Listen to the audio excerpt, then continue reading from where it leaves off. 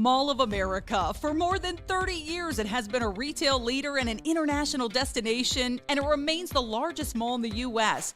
Not to mention, it welcomes millions of guests from around the world. It's huge, but it's also so much more. In this podcast, you're going to hear the real stories of how it started and why it continues to thrive. You'll hear about challenges we faced along the way and what you can learn from them. We will feature guests and experts from all walks of life and business, and along the way, you'll laugh, learn, and maybe even change the way you look at things. So if you're a fan of the mall, a brand new visitor, an entrepreneur, or a dreamer, prepare to dive deep into so much more. This podcast is presented by the Bloomington Convention and Visitors Bureau. Hello and welcome to another edition of So Much More, your favorite podcast in the world, brought to you by the good folks at Mall of America. I have to say that. I'm Dan Jasper. I'm one of your hosts today. I am joined by my great colleague, Jill Renslow. Jill, how are you? Great to see you. Excited to be here for this conversation. Yeah, thank you. I am too. We have two amazing guests today. One is our team member, so I'm going to actually start there, Melanie Deach. Melanie oversees our social media program. Melanie, welcome to the show. Hello, thank you. So happy to be here. How you doing today? I'm good. Good. You ready to talk social? I am. All things social. Let's do it. All right. I know nothing about it. But our really, really special guest is Bari Rosenstein. And Bari is with Focus Brands. That is Auntie Anne's and John. I got to say it. We'll get into it. We'll get it right. Bari, thanks so much for being here today. Appreciate it. Yes, thank you. I'm so excited to be here. My first time at Mall of America. And just so you guys know, I'm a shopping addict. So love it. Trying to save money, trying to be a big girl, but this trip, all rules aside, I'm getting after it. It's a good place to be for shopping. Yeah, so you're I'm in the right excited. spot. We love having you here. This will be a great trip. Yeah, we really do. But you are here, Bari, you're visiting Mall of America for the first time in Minnesota for a very special reason. Yes. Auntie Anne's held a very special competition. Will you tell us about that? Oh my goodness, of course. So last year was our first time ever activating on National Auntie Day. It's actually National Auntie, like Aunt and Uncle Day, but we coined the term National Auntie Day. And we had a really successful campaign last year. So we were like, and we had a partner. So it was very much, it was about us, but we kind of had to talk about our partner. So we wanted to figure out a way, how do we make this all about Auntie Anne's? So we decided, how can we find our first ever Auntbassador? And we were like thinking, let's do something on TikTok, do something with video, light bulb moment.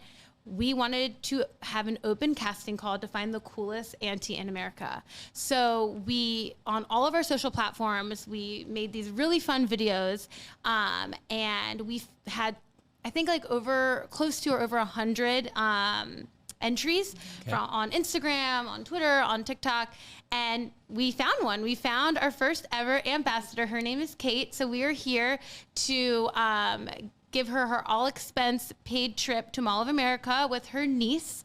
And we are just so excited to give her all the pretzel love, all the pretzels they can eat, and just really show them how much fun it is to be our first ever Auntbassador. I love that. And I have to say, it's not fair because when Bari showed up, she brought a bag of pretzels and they smell so good. I can smell them. They're sitting right over there and I want to grab them and eat them. But where is Kate and her family from? Where are they traveling to the mall from? They are coming from Seattle. Okay. And what made Kate the most amazing aunt? So how did she win? Yeah, I mean, her video was, we saw so many amazing videos and we went back and forth with all the entries, but she really showed how pretzels twist up your day. And that is our new kind of brand tagline, kind of our vibe, kind of our North Stars. How does Auntie Anne's twist up your day?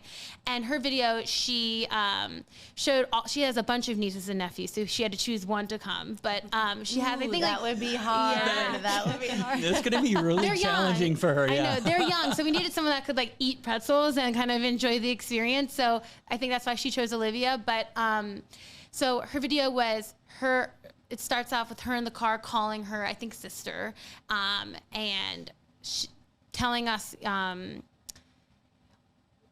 that her kids had to do her sister's kids had to do chores. So Auntie Kate came over and brought pretzels, and the video was just so funny. That's great. Her kids were like, her nieces were like cleaning up books, and like the next shot is Kate bringing them pretzels and like saying little like, reward. Yeah, exactly. And so and then she ended the video on why she was the best auntie, and she just really embodied being, what being an auntie is all about. It's about loving your family, loving your nieces, and she really makes it her personality, and that is something that we were looking for too. We were looking for something entertaining, something heartfelt, and her video really just won it for us, for the entire team, and we're really excited to see her here. Well, I love that. I'm sorry, Dan. I love just hearing how you guys lean into the aunts and uncles. I just having a celebration for them. I feel like sometimes they don't get the notoriety that they deserve because they go over and beyond, making it very special for their nieces and nephews in life, and having those extra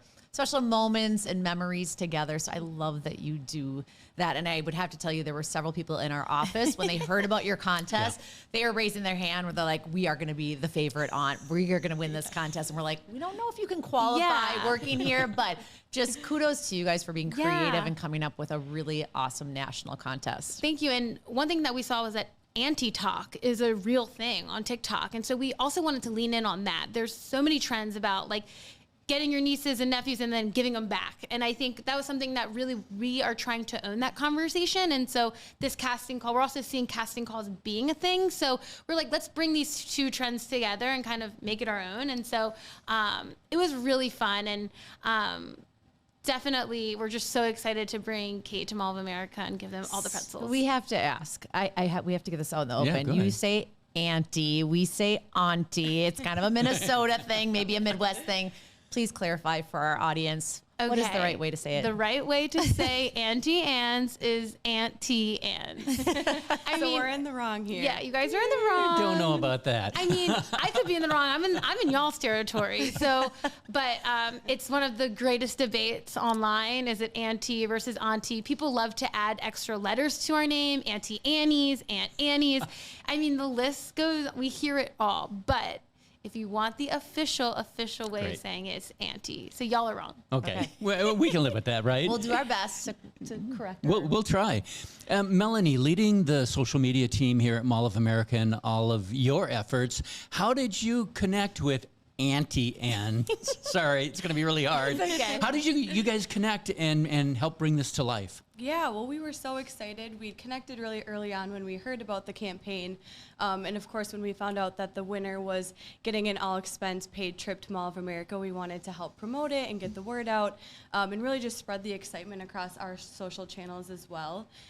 What a cool experience to have someone be able to come here and experience everything that Mall of America is and have the excitement on social. So that was really where we jumped in and joined in on the fun. And one question that I was thinking is, how did you choose Mall of America for the prize? Yeah. And what kind of led you to that decision? So I do want to say, Auntie Anne's and Mall of America have chatted on social before. We're so that's friends. Yep. we've been friends. Yes, so I was we like, are. I was like, when we chose Mall of America, I was like, wait, you guys, I know them. So let me just slide in their DMs. I love it. But we chose Mall of America because we were looking for the most iconic mall there is. We were looking for the coolest auntie in America, and Mall of America, it just fits. So We love that. yeah, so it was We just, agree. this is my first time here at Mall of America, and I was just like, oh my goodness, this is crazy. So I'm excited for her to kind of have that same experience, especially with the younger kid. So it just worked. And what was the grand prize? We know it's a trip to Mall of Yes. America, but what all does Kate get for being the greatest aunt? So she gets $10,000 for a shopping spree. Wow, Yeah, that's so- awesome. Yeah. Gotta help her Pretzels. spend that $10,000. Exactly. I bet her niece will. Exactly. And a really cool auntie bomber jacket. It's like a blue shiny bomber jacket that we had made for her, and then her niece gets a matching one, and the title of being our first ever ambassador. So it's a lot. She did a great job winning, and so we're really excited just to celebrate her. I love that. It's going to be very fun. Can't wait for them to land here in here in Minnesota. It'll be great. The two of you have really strong backgrounds in social media. You both oversee some major brands, national, international brands, quite honestly, that have millions of followers. So I'd love to hear a little bit about your journey in social media through your careers, and maybe tell a quirky story about one of the strangest things you've had to deal with in social media. Is that fair? We'll start here with Bari. Bari. Oh, goodness. Okay. So I'll give you my quick elevator pitch. So I went to college in a small liberal arts college in Pennsylvania. And I was the friend mobile uploading pictures on Facebook when Facebook could only allow you to have 60 photos in an album. Albums. Yeah, exactly. So I was like, how do I make this my job? And I remember sitting in my dorm and I was like, wait, I could totally do this as my career. So I graduated in 2014 when social was kind of being a budding career. So my first ever internship in college was the social media person for the Mall of America, for the Maryland Zoo. Okay. I started their Instagram, my little claim of fame. And then from there, all I wanted to do was work at a social agent, advertising agency doing social. So I had a bunch of different internships, and then I graduated and I got my first job as a community manager for a B2B agency. So I got some experience with that, and then my next job was with another agency in Baltimore where I had a whole slew of different clients like Carfax, for Rent.com, just kind of random. And I was like, I want to work for a brand. I don't want a client. I want to be the client. So then I got my next job with Coca-Cola, where I was leading organic social for Honest Tea, Zico Coconut Water, and Costa Coffee. So I really entered this world of food and beverage that I just loved. And then after that, I joined Focus Brands leading social for Auntie Anne's. And then I got Jamba under my belt. And that's kind of how I landed here. Oh, that's awesome. That's a good journey. And a funny story. Oh my goodness. Can I get a little raunchy on this podcast? Because I have a funny story. We'll see. We can always edit. Let's try. So my first campaign with Auntie Anne's was the mini dogs and peach lemonade. And so I tweeted the mini dog emoji and the peach emoji. And let me tell you, people thought I was talking about something else. And I got attacked immediately and had to delete it immediately. And it was like my first moment on the brand account where I was like, oh my God. Let me retract that and add some words. So that was like my first knee-jerk reaction to that question was, y'all had their minds in the gutter. And sometimes we do things that people misinterpret, and then it's like, what are we going to do now, right? Yeah. Especially in the world of social. Yeah, that moves fast. Yeah, it goes quickly. Melanie, tell us a little bit about your journey, how you ended up here and leading this great team. Yeah, I have a very similar journey to Bari. I really knew coming out of college that I wanted to be in marketing. Similar to Bari, I graduated in 2013 from high school, so social media was kind of on the brink of getting big, and Facebook was growing. We had Snapchat and Instagram, but it's nothing, of course, like it is today, or was not like it is today. But I started off at an agency, a media agency, right out of college as an intern. Working on Walmart, so very big client. I got to see a lot of different campaigns through, and really worked on overall strategy. So it was more of really looking at the bigger picture of an entire media campaign. So seeing through all of the different aspects of print and radio and video and out of home. And so it was really great experience kind of seeing that holistically. And I think a couple years in, I also had the same thought of, it was such great experience getting to work for a client and getting that experience. And, I really thought I want to be on the other side. I want to be on the brand side, doing more of the organic social, just feeling more connected with the brand. Which really is what led me to Mall of America. I always had a passion for social media, individually and for brands as well. So that's it was an opportunity that presented itself, and I couldn't be happier to be here. So awesome, it's fun. Quick round here. Your favorite, personally, your favorite social media platform, Bari. What do you like most? Ooh. Which one do you like the most? I have to say TikTok. TikTok. How come? The content is just so amazing. Like you have one day you might be watching pimples being popped, and the next day it's like all the things in Target that you must buy. You're like, oh my God, like my mind is blown. Okay, I'm not following the right people on TikTok. Apparently, the algorithms are different. Yeah, exactly. Melanie, what's your favorite social platform personally? Mine has to be TikTok as well, and I think that's the thing about TikTok is it's so specific to your interests. Yep. Is that it's hard to get off the platform because it's just feeding you what you want to see and ideas and different brands and influencers, and there's just so much content there. And I'd argue that it's more than it's more than just a platform. It's streaming service. Yeah, It's, yeah, absolutely. Like on Hulu, when my ads It come, is. I'm like on TikTok for a minute, you know, and It is. that's what's really cool about it, I think. Jill, what is yours?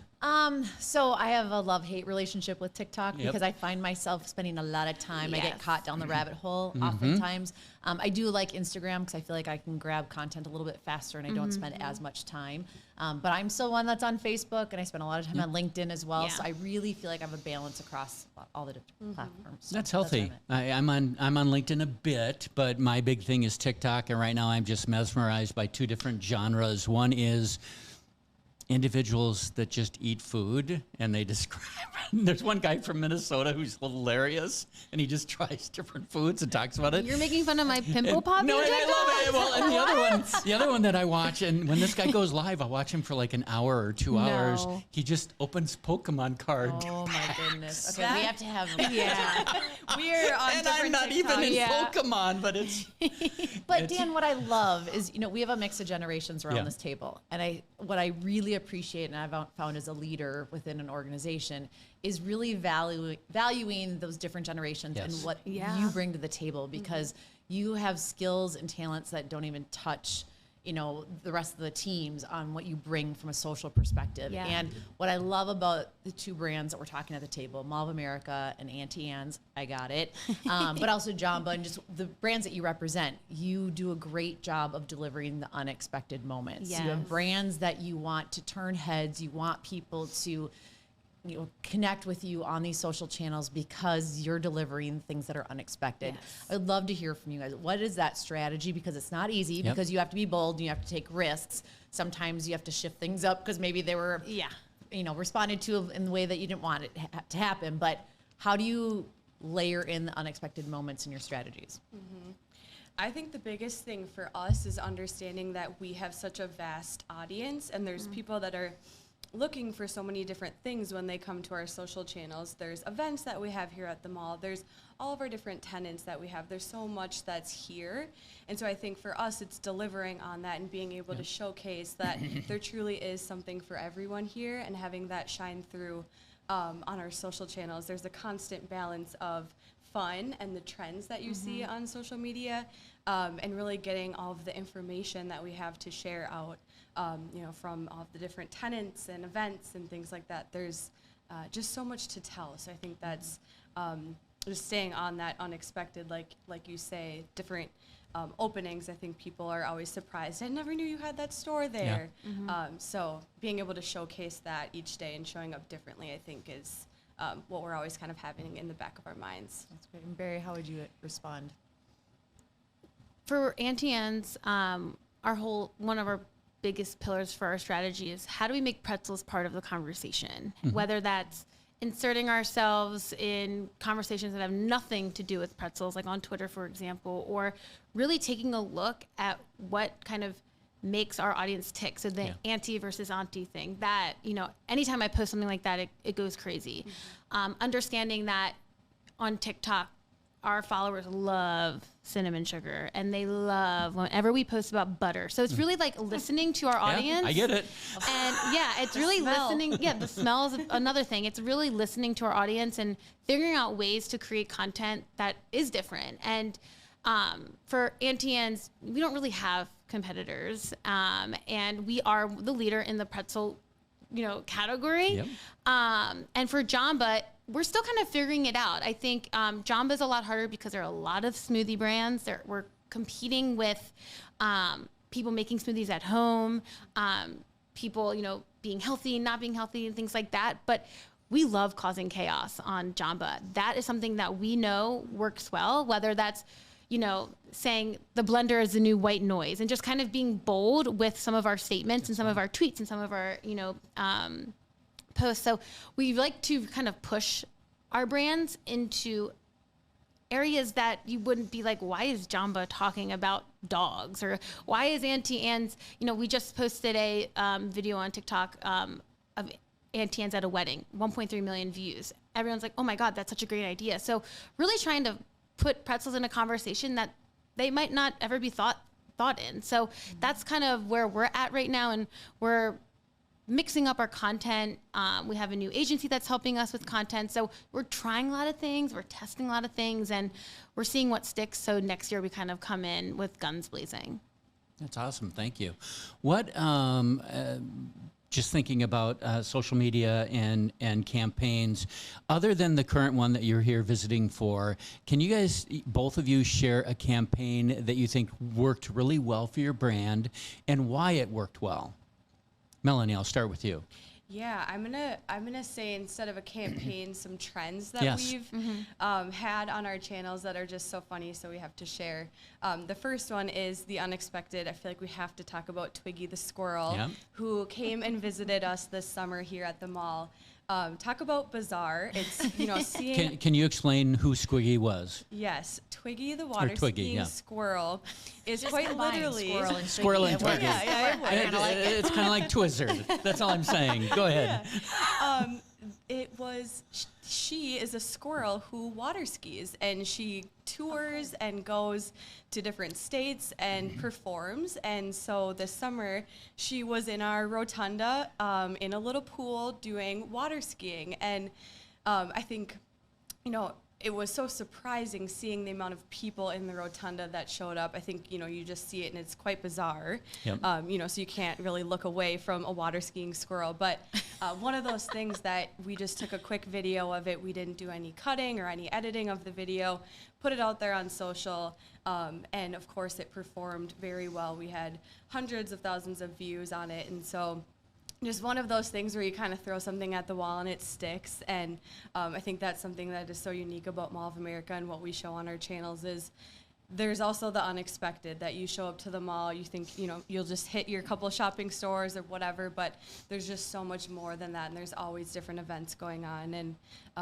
unexpected, odd things as well. So, Yeah, it's fun. Yeah. How about you, Barry? Well, there's so many. I was thinking about potentially talking about what we did last year for National Auntie Day. We partnered with Cash App, which was amazing. Yeah. But I'm going to go with something that didn't think I was going to talk about, but and it's gearing up for holiday season now. And so last year we turned Advent to Anvent. So we had our own Anvent calendar on Cute. Instagram. And this was our first year doing an Anvent calendar.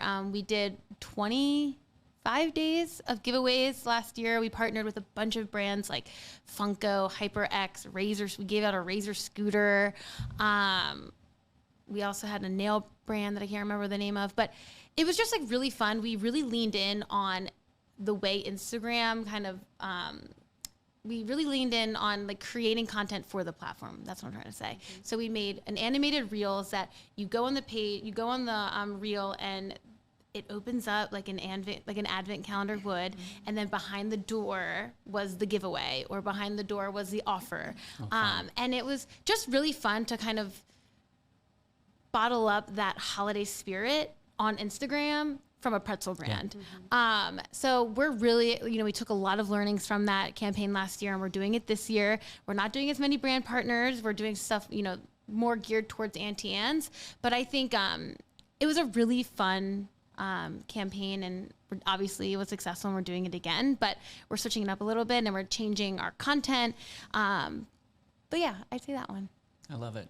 I'm going to ask all three of you one quick career question, and then I'm going to follow up with some true or false, if that's all right. So the career, what career advice would you give to somebody who is maybe just getting out of school, who wants to pursue a career path, maybe in social media, maybe in leadership? Just what quick advice would you give somebody? Okay, one of my mentors / friends told me this: closed mouths don't eat. So what he means by that, if you want something, talk it out, manifest it, open your mouth, reach out, talk to people, network.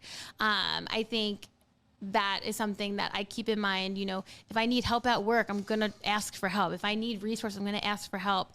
And I also, one more thing is just be yourself. I think that is just really, really important. You are your own, there's only you. Yep. And I think your personality is kind of what has gotten you this far. And I think just being yourself is just really, really important when you're applying for jobs, sitting at a table with people, and just being confident in yourself is really important. Good advice. Yeah, Melanie. I love that. One thing I always love to tell people when they're starting out in their careers is don't worry too much about the path and don't worry about getting there right away. I think the path that leads you to where you are makes you who you are, and you just grow and develop into that. And so don't be too worried about getting to that specific spot right away. You kind of take little pieces of each adventure or job that you have, and it kind of molds you and gets you to, you know, where you want to be. And that took me a couple years to figure out what that was. So don't fret about getting there right away. Yeah. Good advice. Jill? I can attest to that. Sometimes it's not a clear path forward, but you take advantage of those doors that open in front of you because they're going to lead to something new. But to build on both of your answers, which were fantastic, it's to dream big and never let go of those dreams because, you know, as you build your network and connect with people, anything is possible. So if you aspire to specific brands that you want to work for or people you want to work with, you got to go after it and be curious and be bold and be confident in yourself because anything's possible. I love that. I worked for 25 years in nonprofit nursing homes, and that entire time I said there's two places I want to work. I had two dream jobs. One was Disney World and one was Mall of America. And look at So, you. yeah, I made it, and I visit Disney World, so it's the best of both worlds, right? So I'm going to ask a couple of true or false questions. I'm going to start here because I believe Bari knows if they are true or not. I don't know if they are or not. Oh, so these are regarding your brand, Auntie Anne. Okay. Sorry if we get the answers wrong. Can put that I disclaimer phone out a there. friend? Was there a real person, Auntie Anne? True. False. True. True. And where did she live? In Pennsylvania. Yes, I love that. Okay, 1-0. Yeah. And Auntie Anne started making pretzels, but when they became popular, it's because she ordered the wrong ingredients and had to make up a new recipe. True. False. I have no idea. Well, according to the internet, and everything there is real, that's all I'm saying, is yes, she had ordered incorrect ingredients and kind of made up this new recipe. Cute. And it was amazing. And I wish you would have people sent loved me it. the I'm sorry. questions before. I could have came with my answers. No, that's good. And then I have one final one. The original logo for Auntie Anne's was kind of old English text, but there was a picture of a pretzel on the top, and that pretzel was actually made by somebody who took one of the pretzels on a photocopy machine and made a photocopy of it. I'm going to go 3 for 3. True. I'm going to say true for this one as well. I'm going to say true. It's true. It is true. At least, again, according to the internet. And I love that. And if you look at that original logo, it's kind of lopsided and stuff. It's awesome, right? Well, I have an update. You know, on our logo, we have the little halo. Yes. We're rebranding. Awesome. And this one, the second store, the location on the second floor is going through a little reconstruction. So you can start seeing some of our new branding, our new logo. So we're really excited about that. That's all rolling out and like this right now and next year. So Very excited. so excited. And for those who have never been to Mall of America, we invite you to come. And please know there are several locations of Focus brands within our mall. Bari found out today how big this mall is because she walked in and said, I'm sweating. This place Dripping is so sweat. big. I was literally so lost, but we found our way. I love it. Well, we so appreciate you joining us, both Bari and Melanie.